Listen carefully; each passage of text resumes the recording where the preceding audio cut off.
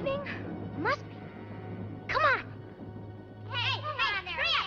Come on. Hey, come on. Hurry up. Come on. Hey.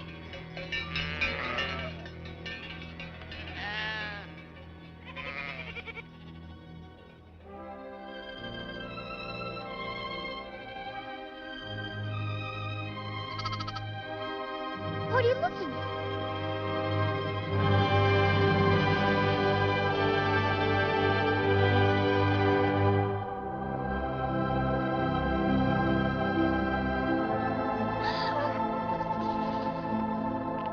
What's the matter?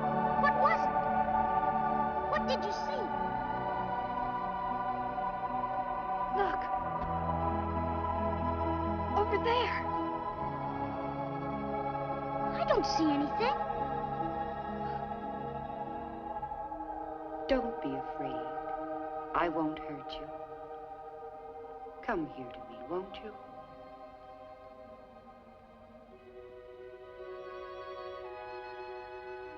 Come closer.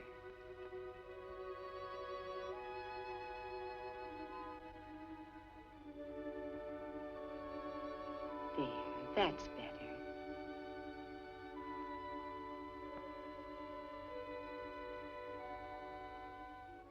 You're not frightened now, are you? No. Where does your excellency come from? I am from heaven.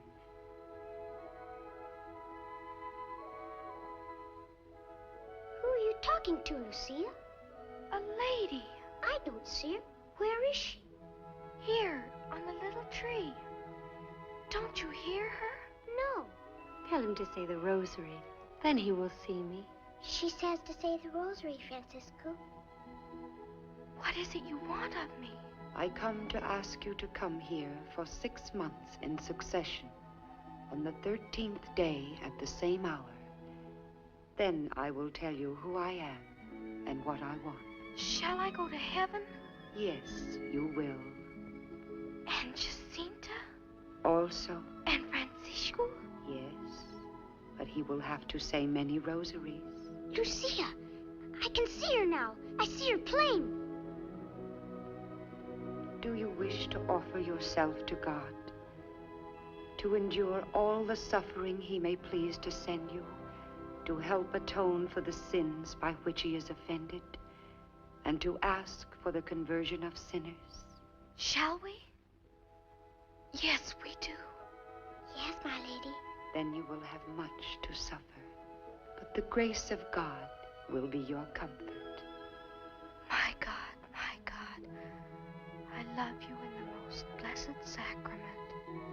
Say the rosary every day to obtain peace for the world and to end the war.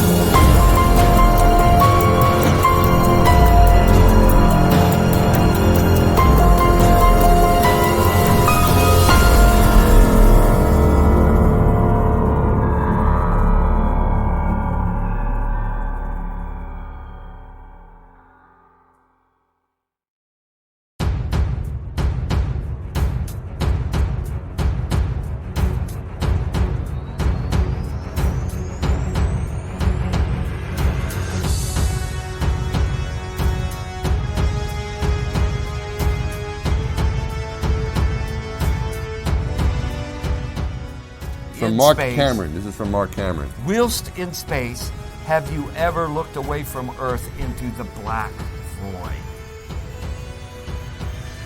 Yeah. So yeah, all because the you can time. see, Yeah, because you can see the stars. Oh yeah. You know, and pretty much all the time you can see the stars. Yeah. It's which not is a a black cool void. thing. I mean, it's black, but there's all kinds of little polka dots. There's all the stars there, and the cool thing is about it, you can see it during the day. Yeah, you can, and there's more than stars. You can see planets.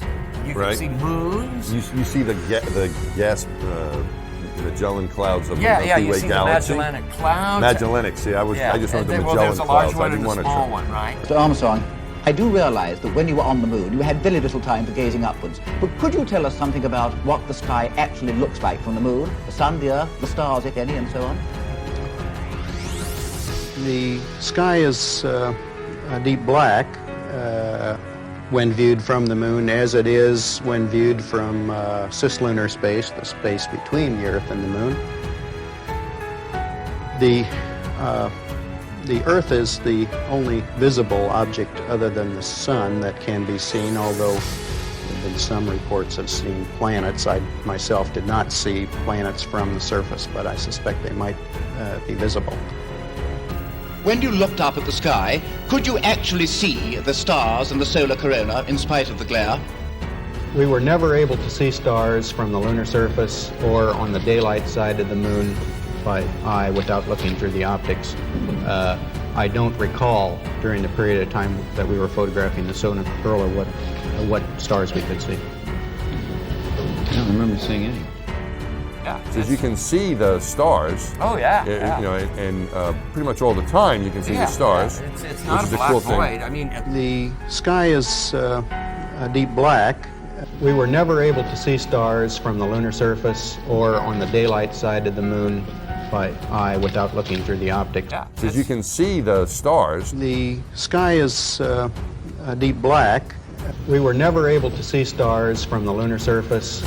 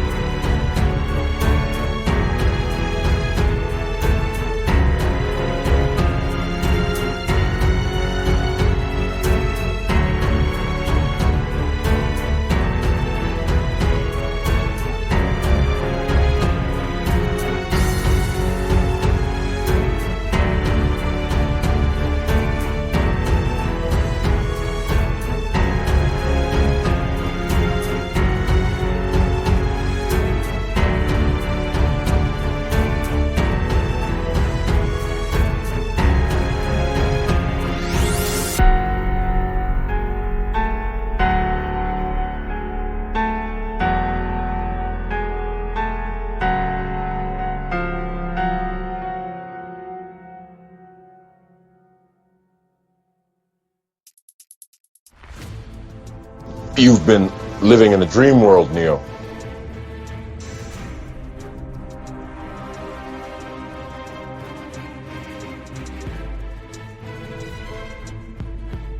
You can feel it when you go to work, when you go to church, when you pay your taxes,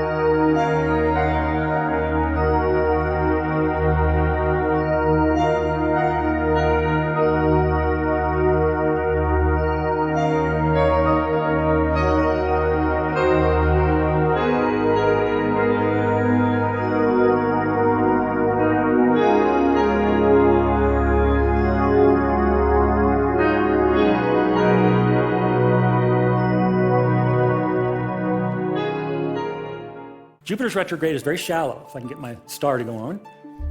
Jupiter goes like this. It slows up. It doesn't blink like that. And does a very shallow little circle, kind of a little like that. Yeah, it kind of looks like a halo over somebody. So did Jupiter do that at an interesting time? Well, yes, it did. Let's take a look. I'll animate Jupiter and let it drop a tail so you can watch it. Jupiter passed Regulus, changed its mind, stopped and went back for a second close approach. That's 2. Passed Regulus again, changed its mind, and came back for a third close approach. Triple conjunction, much more rare, much more rare. And if you choose to see it, Jupiter has just drawn a halo or a crown over the king planet. Interesting. I can see king there, can't you? I can see king, king, king, right? Some people would say, well, king, king, king, new king, or maybe it means birth. I don't know. I can't get much more out of that, but I do see king there, very sure. A lot of stuff still missing, though. I mean, I don't see the Jewish nation up there anyplace. So, of course, there's more. Next, I want to ask you a question. 12 Jewish tribes. One produces Messiah. Which one? Anybody know? You're right. Say it louder. It's Judah. That's right. What's the animal symbol for the tribe of Judah? That's correct. Okay, good. Let me take you to the first book of the Bible. Look at Genesis 49 for a prediction of the coming Messiah. We read, "You're a lion's cub, O Judah. You return from the prey, my son. Like a lion, he crouches and lies down. Like a lioness, who dares rouse him? The scepter will not depart from Judah, nor the ruler's staff from between his feet, until he comes to whom the scepter belongs, and the obedience of the nations is his." I need a prop. I'm going to use this for a prop. Y'all know what a scepter is? It's the thing that kings hold to show that they're kings, right? I want you to remember this scepter because it's going to show up again. Okay? So this is a prediction of Messiah coming in his role as King of Kings. Well, that association with the Lion of Judah, that helps us. Let's go back to the sky. If we look at the sky and turn on the constellations, we'll see that Jupiter has been crowning Regulus right here in the constellation Leo the Lion. Well, now I can see an association with the Jewish nation. I can see King, King, King in Leo. Well, that's pretty interesting. That's pretty cool. But there's something even bigger that I got to show you that really spooked me when I saw it. And to do that, I'm going to take you back to the Bible, to the last book of the Bible. We've just been in the first book of the Bible. Now we're in the last book of the Bible, Revelation. And I want to talk a little bit about Revelation first and about its author, because I want to make sure you're all on the same page. It was written by a man named John. He wrote 5 books of the New Testament, including the Gospel. He wrote Revelation when he was an old man. And under dire circumstances. The guy was on the island of Patmos, basically locked up for his Christian beliefs. And he was there, most commentators think, for 6 to 9 months, and basically solitary on a rocky island. And he was old at that point, maybe probably in his 80s, maybe almost, could even be 90s. And that's when he wrote the book of Revelation. Now all of you who've read it, you know it speaks in a swirling prophetic imagery, and it's a lot of it seems metaphorical. Sometimes it's not chronological. It's a difficult book. It's a difficult book to interpret. But I can't explain most of it. I can, though, explain a little. I'm going to go to Revelation 12 and show you a corner that I think I understand. Let's take a look and see what John describes. He says, "A great and wondrous sign appeared in heaven." What is the sign? Well, I want you to watch this. It's a woman clothed with the sun, with the moon at her feet, and a crown of 12 stars on her head. She was pregnant and cried out in pain as she was about to give birth. Then another sign appeared in heaven, an enormous red dragon with 7 heads and 10 horns and 7 crowns on his heads. If you understand this, please email me, okay? His tail swept 1/3 of the stars out of the sky and flung them to the earth. The dragon stood in front of the woman who was about to give birth so that he might devour her child the moment it was born. She gave birth to a son, a male child, will rule all the nations with an iron scepter. Hey, here's that scepter again. Who's the child? That's Jesus in his role as King of Kings. We saw the prediction in Genesis, and here in Revelation, he appears again, and he's got that scepter because he's now the King of Kings. So, if the child is Jesus, who's the woman? Yeah, that's pretty easy. Okay. And in metaphorical terms, who's the dragon that waited at the foot of the woman to devour the child? That's Herod. The dragon is Herod. John elsewhere tells us in Revelation that the dragon is Satan, but we know in human terms it was Herod. So we now understand what he's describing is the birth of Jesus, but he sees it in the heavens. I'm going to show you something now that definitely got all the little hairs up on the back of my neck and the back of my arm, and because what follows Jupiter into the sky as we animate the sky is Virgo. the Virgin.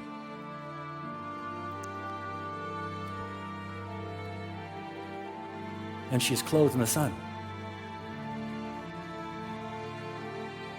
And she has the moon at her feet. It's just a crescent moon, a very small crescent, barely a visible moon. There's a reason for that. This is Jewish New Year, Rosh Hashanah. The sheer weight of symbolism in the sky on this day blew me away. In September of 3 BC, when Jupiter is coming in close conjunction with Regulus, the king planet and the king star. That happening in Leo, the lion representing the nation of Judah, the tribe of Judah. That rises in the sky, and behind it rises Virgo, the Virgin. And she's clothed in the sun, and she has the moon at her feet. It's exactly what John describes in Revelation 12. It's what he saw in his vision. It's obvious. They couldn't zoom, but we can, so I'm going to zoom in, way in. Until finally, I get those two objects separated. One of them's Jupiter, the other one's another planet. You're going to tell me which one, too. Men are from Mars, women are from Venus. That's the mother planet. Venus is the mother planet. So we have Jupiter, the king planet, and Venus, the mother planet, coming into very close conjunction. That seems kind of pregnant, doesn't it? In fact, they got even closer than that. Let me wind time forward just a little bit. What I'm trying to show you is that they really stacked like a figure eight. So they didn't block each other's light, they added. What you had then was two stars stacked on top of each other, too close together to separate with the naked eye. And so to an observer, it appeared to be the brightest star anyone alive had ever seen. We know the math, and so I can tell you that no one alive had ever seen a star that bright. That was it. I believe the star of Bethlehem was the brightest star. So we've seen the birth of the king in the sky. We've seen the brightest star. But now we have the issue of it being in the south. Remember when they were traveling from Jerusalem to Bethlehem, the star is said to have been before them, ahead of them. So it would have to be in the southern sky. So let's go back to the sky, see if Jupiter did that. They've now traveled to Jerusalem. It's November. I've given them some time for travel. This is south. Remember, Bethlehem is due south of Jerusalem. And then 7 in the morning, sure enough, there in the sky, in the southern sky, is Jupiter over the little town of Bethlehem. In September of 3 BC, Jupiter crowns Regulus in Leo. Up rises Virgo, clothed in the sun, new moon birthed at her feet, Rosh Hashanah, Jewish New Year. 9 months later, the biggest planet goes together with the brightest planet to make the brightest star anyone alive had ever seen. Where? Right over Jerusalem as it sets. The Magi ride. They get there sometime around November. They go to Herod and they say, we've seen the star. Where's the baby king? Herod says, Bethlehem. So they're leaving the gates of Jerusalem to go to Bethlehem, 5-mile trek. And they look up, and there's the star. There's Jupiter, right over this little town of Bethlehem. One of the guys, he's the guy who does the math for the group. He's going, wait. It's in full retrograde. It stopped right over the little town of Bethlehem. They ride down to Bethlehem on 1225, 2 BC. We know that's the date because that's when the star stopped. They're carrying gifts, remember? Frankincense, gold, and myrrh. They find the baby boy. Is he living in a manger? No. He's moved. He's in a house now. He's described in Greek as a paidion. He's a toddler. They find the baby boy, and they present these fabulous gifts to him on what turns out to be the first Christmas, 1225 of 2 BC.